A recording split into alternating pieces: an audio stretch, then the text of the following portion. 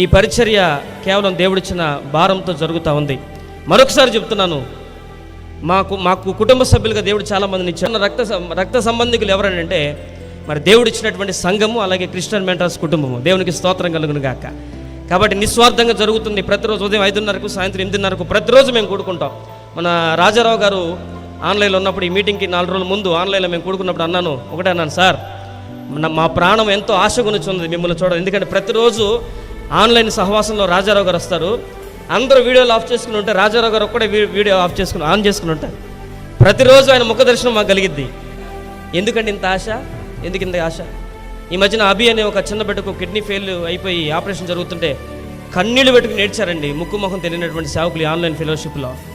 వరదలు వస్తే, మన ప్రాంతంలో వరదలు వస్తే, ఏనాడు కనీసం వర్షాన్ని పడని ప్రాంతాల్లో ఉన్నటువంటి కొంతమంది సేవకులు వారి ప్రాంతాలకే వరద వచ్చినట్టు కన్నీరు కాచి ప్రార్థన చేశారండి.